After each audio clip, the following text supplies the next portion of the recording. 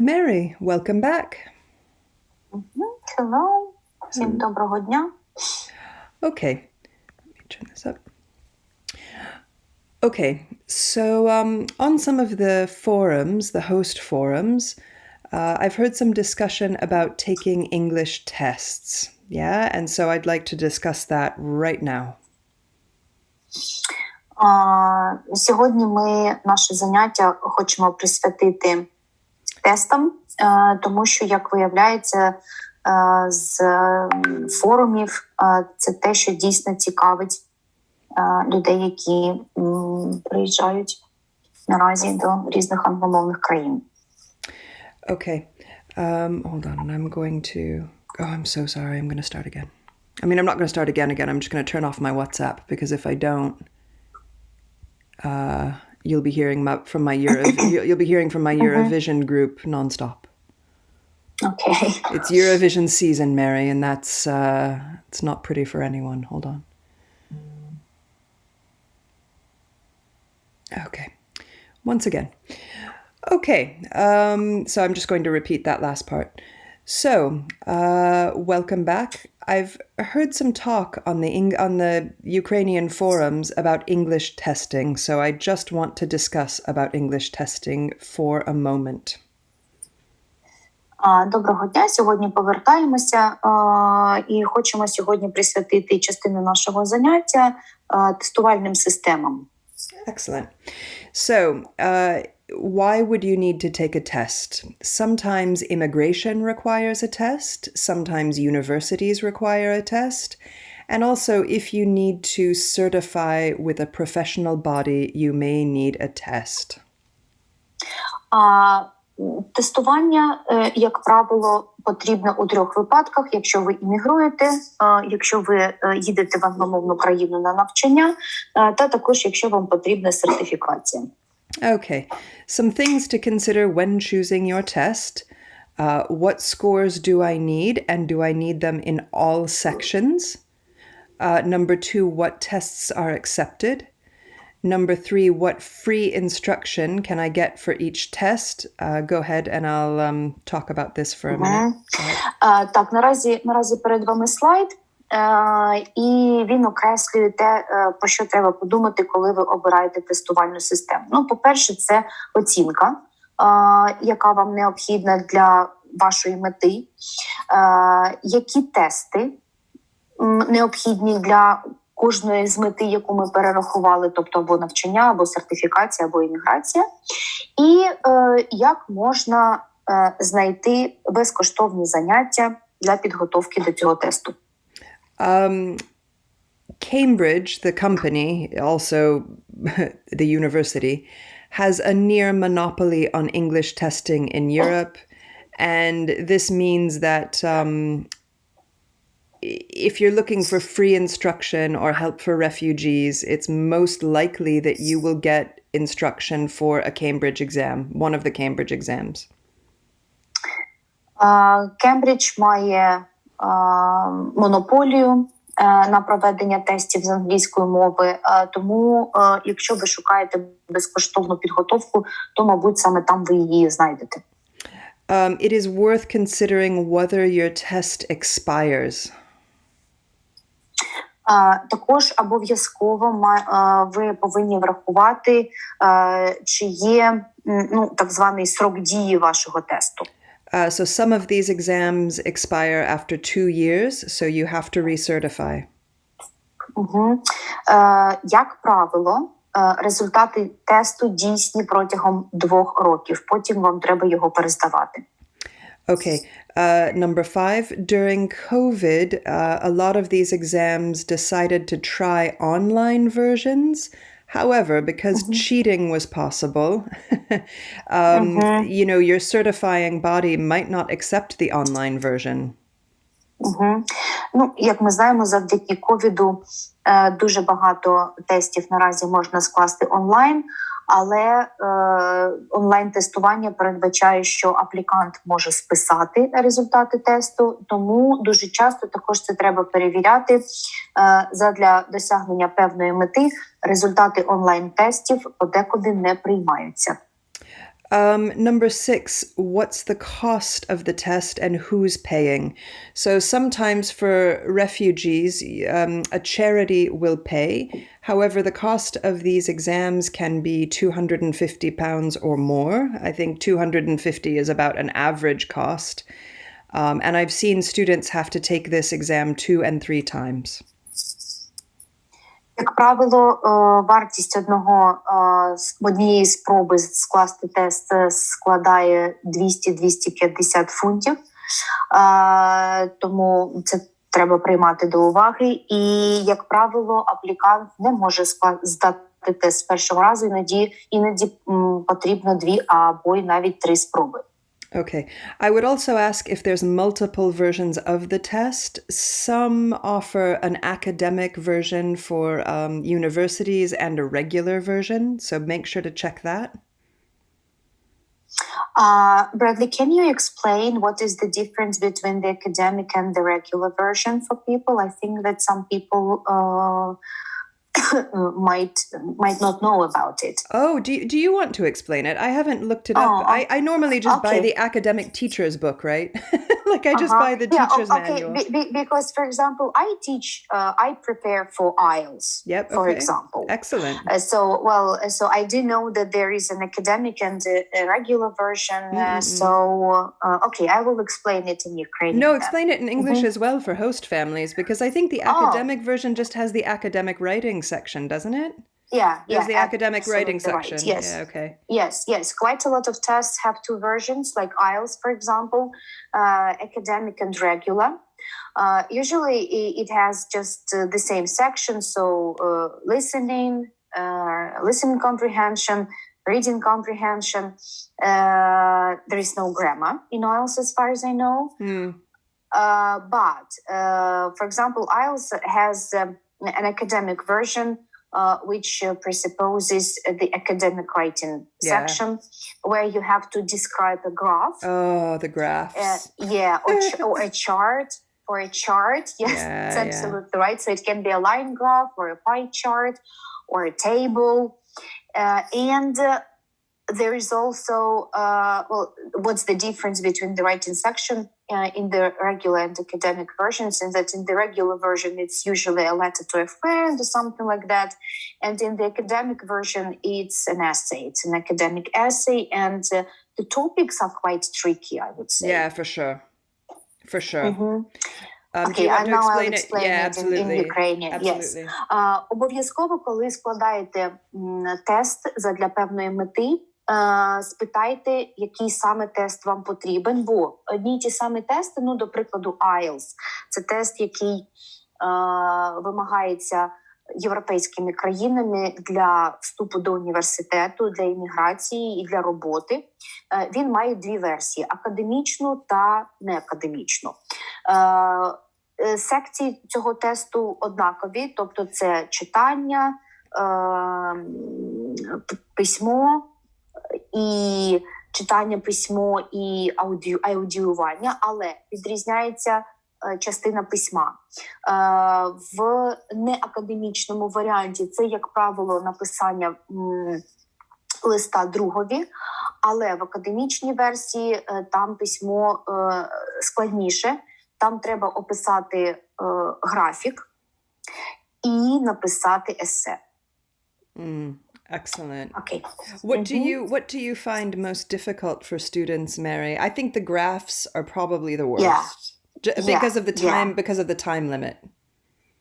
Yeah, yes, the time limit, it's just 20 minutes. Yeah. But if you train, if you get the training and you've written 100 graphs, and you know the structure, and you know the cliches, okay? So how to describe the changes and so on and so forth.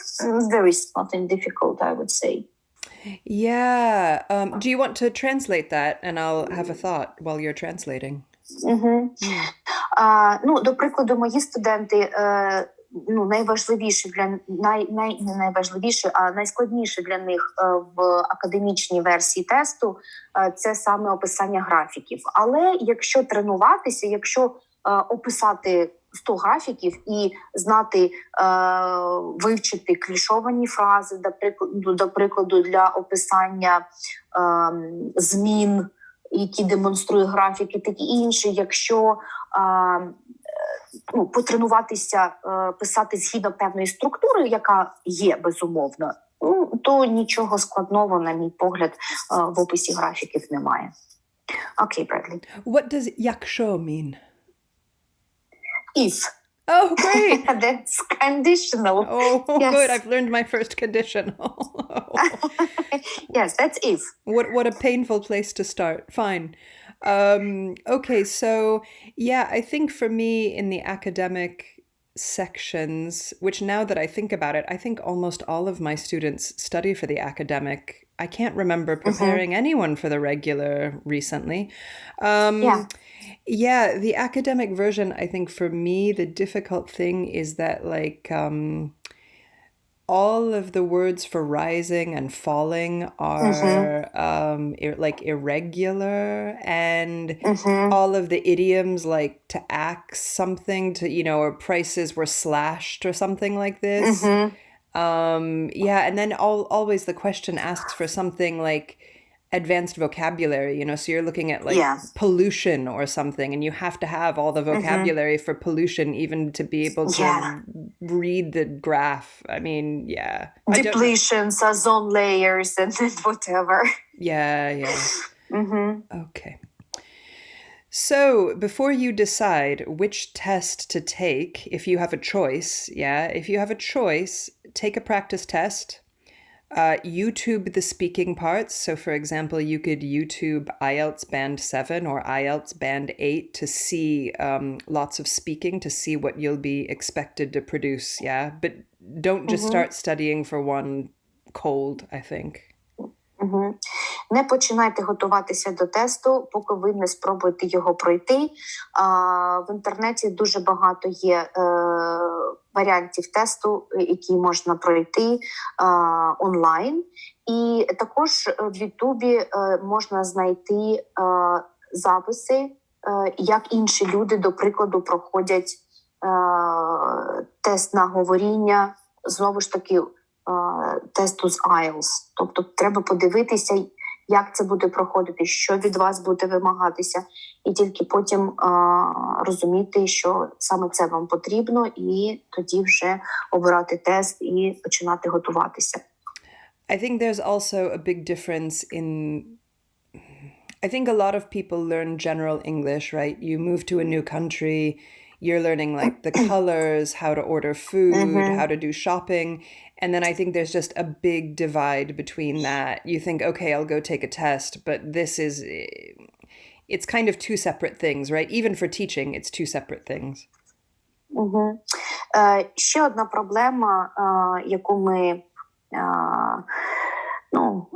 бачимо у підготовці до тестування і проходження тестування, це те, що люди, як правило, вивчають загально вживаний вокабуляр, тобто слова, фрази, такі інші, які ми використовуємо в повсякденному житті. Але ж для того, щоб скласти тест, цього словникового запасу не вистачає, тому що для складання тесту, як правило, треба розуміти, що вам знадобиться продвинутий вокабуляр, тобто слова з таких дуже неприємних тем, які ми не обговорюємо кожного дня. Це може бути, до прикладу, тема забруднення середовища і таке інше.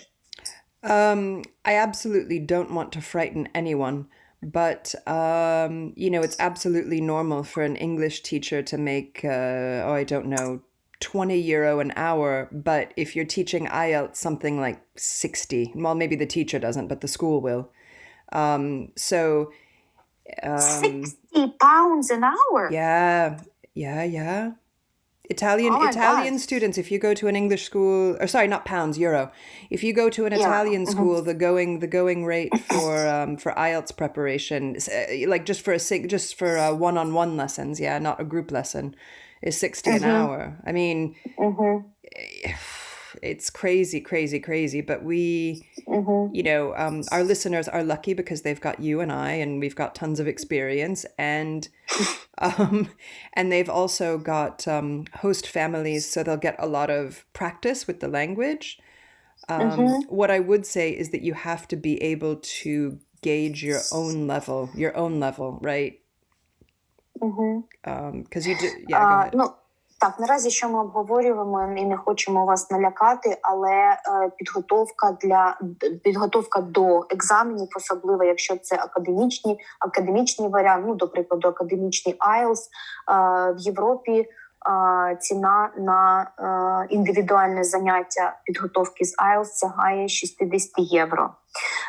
Тому, а вже ж, дуже добре, що більшість наших слухачів проживають в родинах, в англомовних родинах, тому у вас є можливість користуватися мовою, і коли ви в англомовному середовищі, мова вчиться, а вже ж не так складно, як не в середовищі. Excellent. Next slide.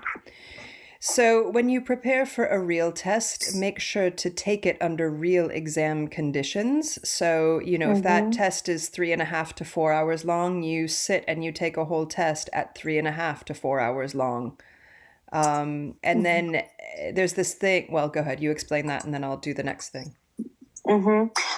Дуже важливо, коли ви готуєтеся до тесту, це спробувати себе у реальних умовах іспиту. Тобто, якщо, до прикладу, кембриджський тест, він десь 3,5 години, тобто ви маєте себе протестувати саме в цих реальних умовах, тобто дати собі 3,5 години і спробувати пройти тест. I would also say, people always say, oh, I only need a 6 or I only need a 7. Okay, if you need a 7, you need to aim for an 8, if that makes sense. Like, it's very difficult to do your best under exam conditions. Like, you will likely score lower on the real exam than you did on the practice. Також ви маєте розуміти, що для певної мети вам достатньо буде певної оцінки. До прикладу, якщо ви вступаєте до Європейського університету, і університет вимагає від вас оцінки з тесту Ielts, кожен університет вам скаже, що на цю спеціальність достатньо мати оцінку 7 з Ielts. Ви маєте розуміти, що вам достатньо саме цієї оцінки, і ви маєте саме на цю оцінку готуватися. І також майте на увазі, що, як правило, реальний тест апліканти складають гірше, ніж на практиці, тобто коли вони до нього готуються. Тому якщо ви під час підготовки до тесту складаєте в умовах школи або в домашніх умовах складаєте тест на 7, це не означає, що в реальних умовах ви складете його так само добре. What's your advice? What's your advice for taking the Ielts? Like, do you have What kind of advice? No, I just mean, do you have any advice other than the advice that I've given? Well, probably not. Excellent. Okay. Probably not. Yeah. Okay. If you can avoid taking the Ielts or an exam, please avoid it. If you've completed,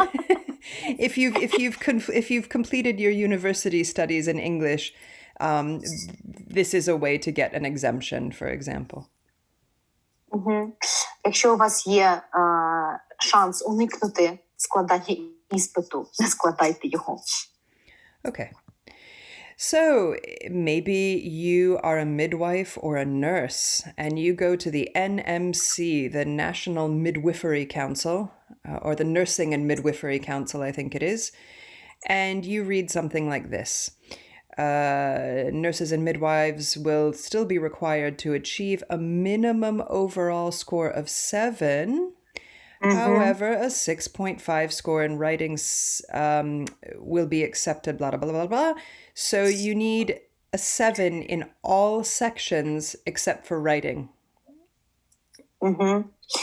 До прикладу, якщо ви хочете отримати роботу в якості акушерки або медичної сестри, вам треба буде скласти той самий IELTS, який ми сьогодні обговорюємо. В кожному екзамені перевіряються 4 навички, тобто письмо, говоріння, аудіювання та читання. З кожного з цих аспектів ви будете отримувати оцінку від 1 до 9, тобто 9 – це максимальна оцінка. Як ми бачимо, для роботи акушеркою або медичною сестрою оцінка з кожного з аспектів IELTS, яку ви маєте отримати, це мінімальна 7. So here I can see you need a 7.0 in reading, listening, and speaking, and you can get, you can lower that just 0.5 to a 6.5, but you still need an overall score of 7. So I'm assuming that if you got 7 in all of these 3 and a 6.5 here, you would need slightly more to get an average of 7. Does that make sense? Yes. Okay, fine. Допускається, можна отримати оцінку 6,5 за письмо, але це означає, що вам треба отримати більше, ніж 7, тобто 7,5, 8 і таке інше в інших секціях, до прикладу, за читання. Great Britain is absolutely fixated on these tests. Even for European Union members, when Britain was part of the European Union, it required these English tests and went to the European Court of Justice to say that they had the right to do it. Тобто в Європі цей тест, проходження цього тесту і мінімальна оцінка 7 потрібно майже повсюди. Okay, so there's another English test. It's called, there's lots of other English tests actually, especially if you're in Australia or America. But the OET, the Occupational English Test, is available for these 12 professions. Yeah, here they are. Є й інші тести, не лише IELTS. До прикладу, є ще тест OET. Його складають представники професій, які ви наразі бачите на слайді. Тобто дантисти, потім, знову ж таки, медичні сестри, професії, фармацевтичні професії, фізіотерапевти, педіатри, медичні працівники в сфері радіології, ветеринари. The OET is not easier than the IELTS. Yeah, they test the same level. So, yeah, that's that. Ми не можемо сказати, що OET не такий складний, як IELTS. Тобто складність тестів майже однакова. The beautiful and terrible thing about the OET is that it will test this specific vocabulary, and when last I checked, I think they also test like scientific writing, like being able to write in each of these professions. This makes it really difficult that you're going to find a free teacher to help teach this. Така специфіка саме тесту OET – це те, що він перевіряє специфічну термінологію. Тобто, якщо ви складаєте цей тест для дантистів, в цьому тесті буде перевірятися термінологія, якою користуються стоматологи. І проблема полягає в тому, що дуже складно знайти вільного викладача, який на рівні стоматолога буде володіти і зможе вас навчити цій термінології. By all means, take a practice test, but if you need help, you basically need then to find a dentist who's also an English teacher to help you. And in addition, this company is just it's a lot smaller, so you will be dependent on them for materials. В будь-якому випадку проходьте тренувальні тести, щоб ви зрозуміли, що від вас буде вимагатися. А вже ж найкращим варіантом це, якщо ви складаєте цей тест для дантистів, знайти англомовного дантиста, який зможе вас обучити принаймні специфічній термінології. Excellent. So I've already shown everyone this document. Remember it forever. Don't lose it. It's, we have our levels here, and I can see everything we're supposed to be able to do. Будь ласка, от дуже важливий документ, завдяки якому ви можете зрозуміти, який рівень мови вимагає яких знань. Here's a close-up. So, because I know the letters are tiny. And we can see that we've already done a lot of these things. Look, we've done prepositions of place. We're working on our modals now with must. We're working on all of these things fundamentally. So that's так, good. Ми саме це те, з чим ми працюємо. Ми попрацювали з прийменниками місця. Ми наразі працюємо з модальними дієсловами. But you need to be able to gauge your own level. It's super important. So, hold on. Yeah. So, here are our Cambridge exams, the Cambridge Monopoly. Так, знову монополія кембриджських іспитів перед нами. So, that score of a 7, that band score of 7, is equivalent to the European Union level C1. And once we're in the C's, I mean, C2 is a mother tongue speaker. So that's no joke, that level, yeah? And 6.5, it's still a very high level, right? So that's what band level 7 means, band score 7. Сьогодні ми казали, що, до прикладу, в Ielts, рівень якого потребують більшість роботодавців та університетів, це рівень 7. За шкалою, яку ви бачите, рівень 7 відповідає рівню C1. Рівень C2 вже вважається рівнем, яким володіють громадяни Британії та Сполучених Штатів, тобто носії мови. We can see here again this section of exams, so the CET, the PET, the FCE, the CAE. I'm going to show you an FCE book, and that's right here in this band score of like 5.56-ish maybe. Maybe the top level would kind of be a 6.5. Зараз ми подивимося на кембриджський іспит FCE. Він означає FCE is what does it stand for? First Cambridge. It's the Cambridge first, so it'll be first. Yes, Cambridge first. Yeah, Cambridge first. Він, як правило, перевіряє рівень англійської на B2. Okay, so if you pick up an Ielts book, you kind of get everything. If you pick up a Cambridge book, a Cambridge first book, you just get this band here, right? So that's why I've picked the book I've picked. Okay. Here we can see an Ielts result sample of this French person. Перед нами, щоб ви розуміли, так виглядає лист з оцінками. So you can see this is a bit depressing if this person wants to be a midwife. We've got an overall band score of 6.5, so that's the average of all of these numbers. And this to me is a typical kind of a report. До прикладу, перед нами людина, яка складала IELTS і отримала 7 за аудіювання, 6 за читання, 7 за письмо і 6 за говоріння. І склали середнє арифметичне, отримали 6,5. For me, and I want to hear your opinion on this, Mary, for sure.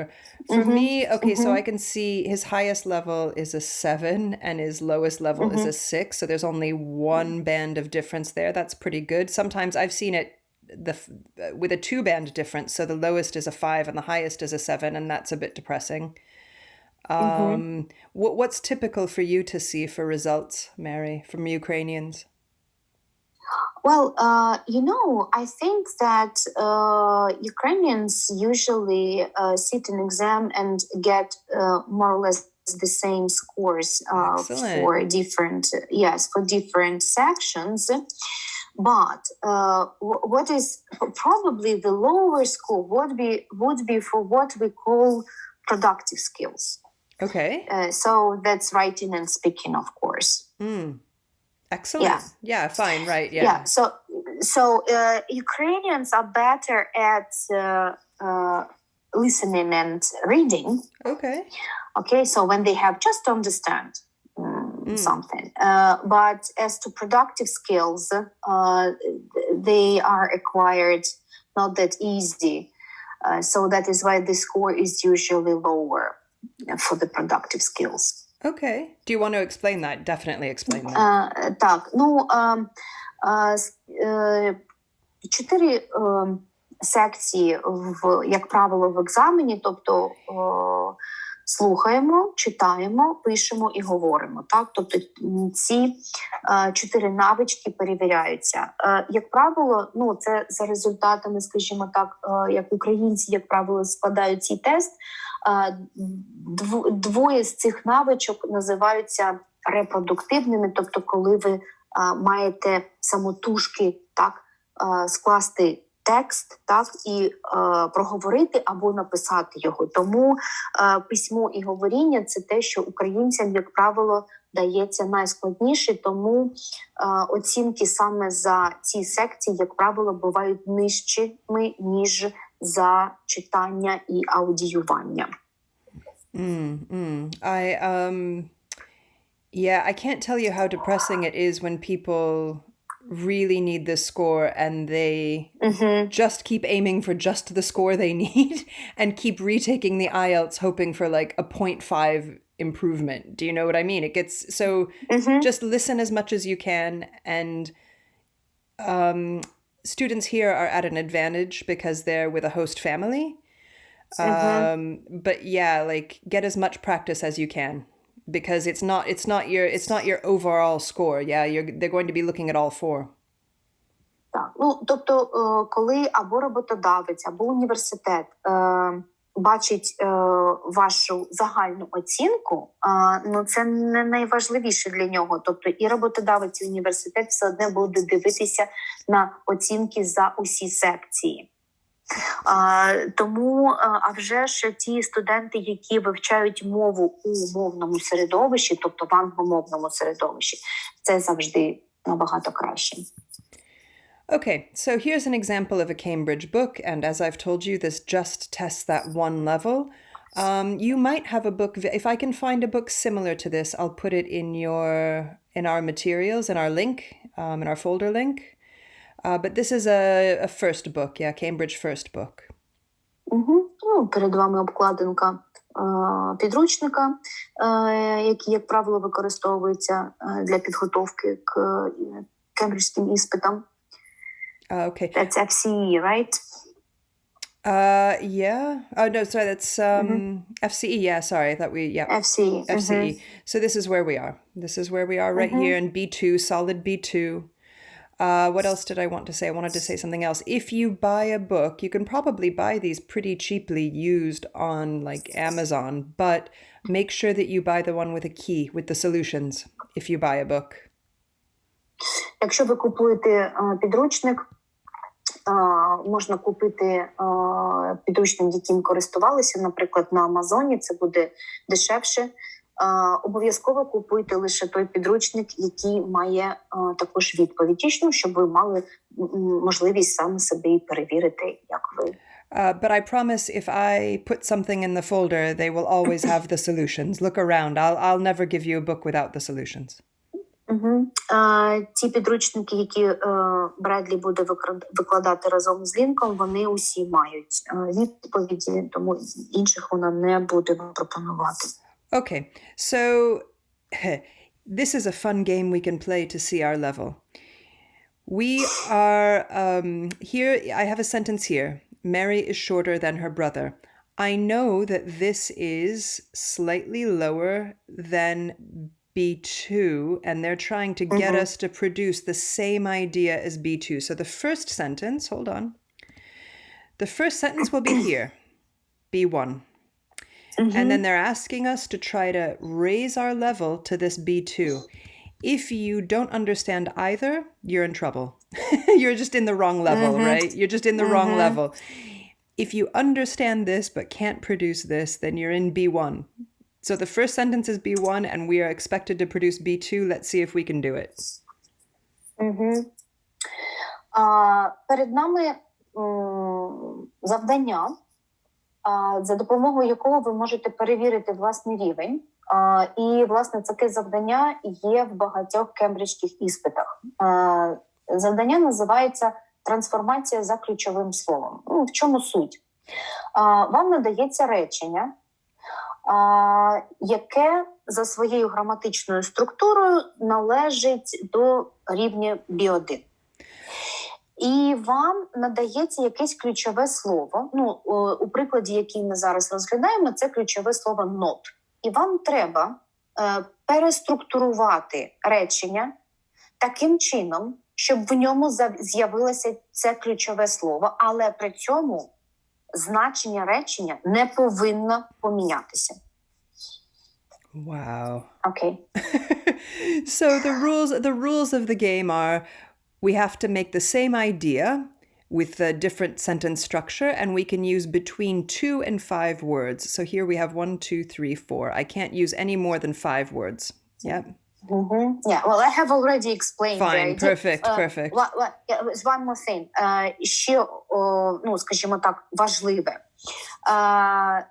Ви маєте використати іншу граматичну структуру, але в цій граматичній структурі має бути не більше, ніж 5 слів. Це також дуже важливо. Okay, Bradley. Okay. This first exercise is about describing things, and we've done that. So I'm hoping that, for example, sentence number 2 might be clear to some of you. Coco Chanel was an extremely talented designer. Yeah, this is a solid B1 sentence. And since I'm doing the even sentences, I'm doing the even ones, I'll go ahead and change this. So, Coco Chanel was one of the most talented designers in the world. Наразі Бредлі вам продемонструвала, як вона використала інше речення з іншою граматичною структурою, але це речення за змістом, за значенням нічим не відрізняється від даного нам речення. Coco Chanel was an extremely talented designer. Okay. Так. Shall I try the first one? Please, yeah. Окей. Наразі я зроблю трансформацію за ключовим словом першого речення. These sunglasses cost a bit less than my last pair. Ми бачимо, що ключове слово, яке нам надали, це дієслово be у минулому часі, were. Тобто це дієслово я маю залучити до речення, яке буде мати іншу граматичну структуру, але за значенням буде відповідати 100% тому реченню, яке нам надали. Так, these sunglasses cost a bit less. Okay, these sunglasses were a bit cheaper than my last pair. Yeah, why not? Yep, excellent. So I'm doing the evens. It takes number 4. This is where I am.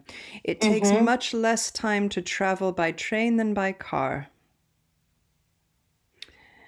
Traveling by train takes a lot more time than traveling by car. No, a lot less time. A lot less time. Yeah, fine. Так, наразі зробила Бредлі трансформацію четвертого речення, я роблю трансформацію третього речення. That supermodel is only 17. Yep. I thought she was older. That supermodel is not as old as I thought. Perfect. So, fine. Let's try just maybe 2 of these. I don't know. I'll try number 1. I'm doing odds. These are passives. Yeah. So that the active version is inventors don't like people copying their ideas. And the next one is inventors object to their ideas being copied. Угу. Так, наразі Бредлі трансформувала перше речення другого слайду, я трансформую друге речення другого слайду. Why were the students mixing up those chemicals in the lab yesterday? Why were the chemicals being mixed up in the lab yesterday? Yeah, perfect. So we've discussed the 12 forms. All 12 forms can also be passive. Which is why I know, which is why I keep hammering on at us to learn the 12 forms, because it's just important. It's important if for progression. Yeah. Okay. Mary, can you render the difference? Are these easily renderable in Ukrainian? Like, is it possible to do like a B1 version and a B2 version of this sentence? Is it clear in Ukrainian which one is a higher level?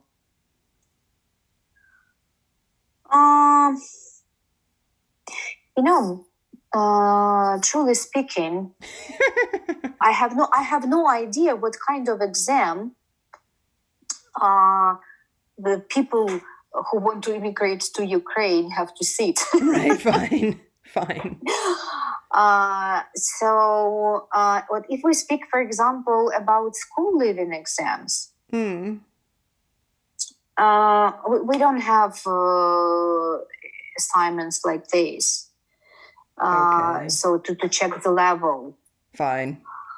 It's usually the usage of prepositions, the understanding of the structure of a sentence, or where the object, where the subject is, and so on. There's a lot of stylistics, as far as I know. So it's really a tricky question to answer for me. Fair enough. If I were, of course, I picked a first book. If I were to pick a pet book, we would have the same exercise, just one level down, right? They would start at A2 and they would want me to produce B1. You can play this game all through the chain.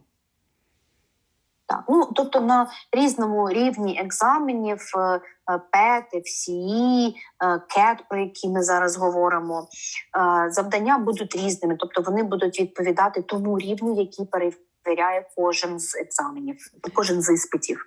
So the first sentences we saw will be maybe in a 5 or 5.5 range, and they're asking us to switch for a 6 to a 6.5 range. We're still not at 7 that midwife needed.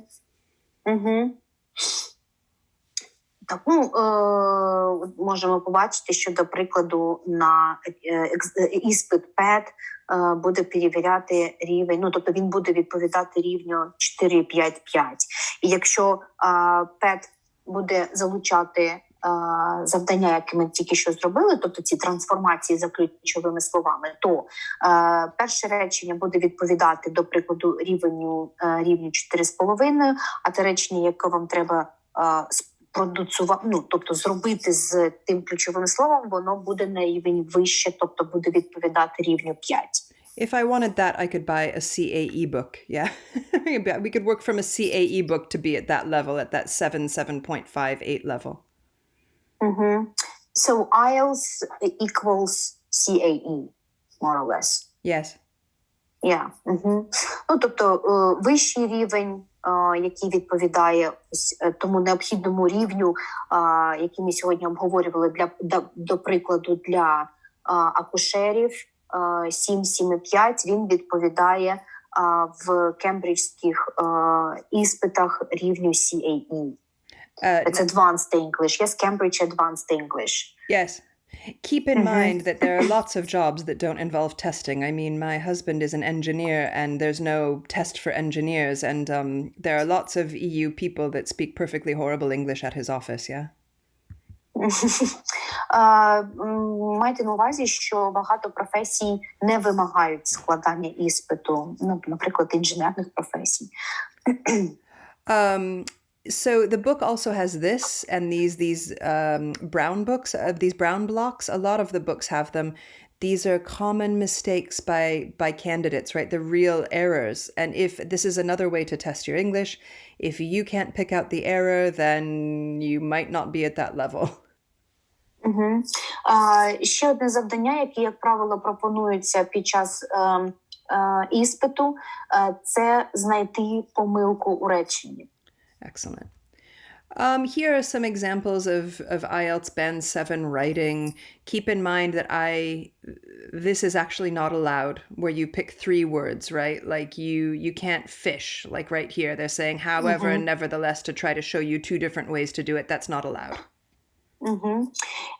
Також перед вами приклади завдань, які були зроблені в секції письмо. Приклади, за які людина може отримати оцінку 7 і вище. But these are some examples of writing IELTS writing attempts at the that examiner. Yeah. Так, і це завдання, які зроблені саме екзаменаторами, щоб продемонструвати той рівень і то, до чого треба йти, скажімо так, щоб скласти на 7. Okay, if you ever have to take an IELTS, I highly suggest this book. Love it, love it, love it, love it, love it, love it, love it. Could not love it more. Basically, this guy has come up with a strategy for getting an 8+, which in reality probably means that 7 you need. Бредлі дуже рекомендує підручник, який є наразі перед вами. Does it teach only speaking? He does only teach speaking, yeah. Дуже рекомендую цей підручник. Він характеризується дуже гарною стратегією підготовки, власне, для іспиту з говоріння. І якщо ви навчаєтесь саме за цим підручником, автор гарантує вам 8, але ще раз повторюємо, коли ви на практиці отримуєте 8, то в реалі ви можете отримати оцінку трошки нижче, але 7 – це те, що вам гарантує і вступ до університету, і отримання роботи. Some of his advice, and definitely I don't want to take food out of the mouths of other teachers because he's a teacher as well. But for example, in the speaking, he's got a 7-part way to pass the exam. So 3 of his pieces of advice are maybe use a phrasal verb, use an idiom. I've forgotten the other ones. This is going to make me crazy now. But he also gives you idioms that you can use in a ton of cases, right? Like over the moon. So you have to be able to produce an idiom to get an 8. And so he'll just give you idioms that are useful in a lot of scenarios. До прикладу, чим Бредлі подобається цей підручник, це те, що автор дає певну низку, він дає певну низку порад. До прикладу, для отримання високої оцінки використовувати фразові дієслова, ідіоми і таке інше.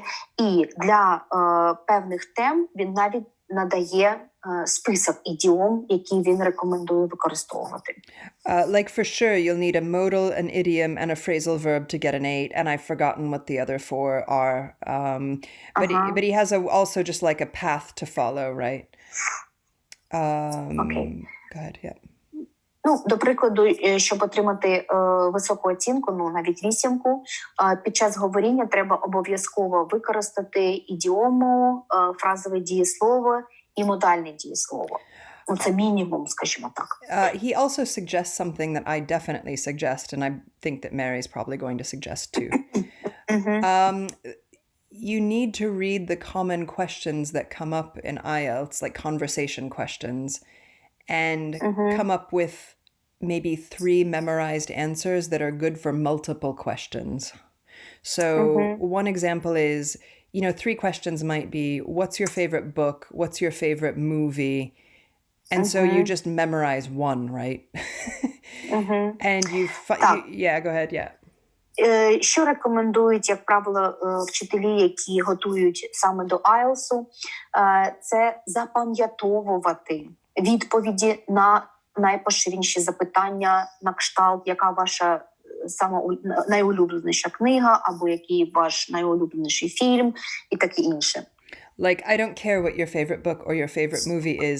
Find something that you can explain well that's a book and a movie. So you don't. This is what I always tell my students. No one really wants to know what your favorite book is. Just pick up one you want to describe. Just memorize it. Yes, I think that this advice is just universal. So Excellent. Так, така дуже важлива штука щодо екзаменів. Якщо, до прикладу, вас питають, коли ви в останній раз були в музеї і що ви там бачили, а ви не були в музеї. Не треба казати, що ви там не були. Тобто, в цьому і суть, що треба просто запам'ятати відповіді на найпоширеніші питання. Ніхто не вимагає від вас говорити правду на екзамені. Екзаменатору треба почути вашу мову, як ви говорите про відвідування музею, про книгу, про фільми і таке інше. Тобто, якщо ви не дивитесь фільми, не ходите до музею, то просто запам'ятовуєте відповіді на такі поширені питання і готові їх обговорювати під час іспиту. I think the best example he gives is that, so some questions might be, tell me about a building in your area, tell me about your favorite book, tell me about an object that your parents loved or that was old in your house. These are three separate questions, but he comes up with a great single answer for it. Do you want to go ahead? Yeah, go ahead. And then I'll give you the answer.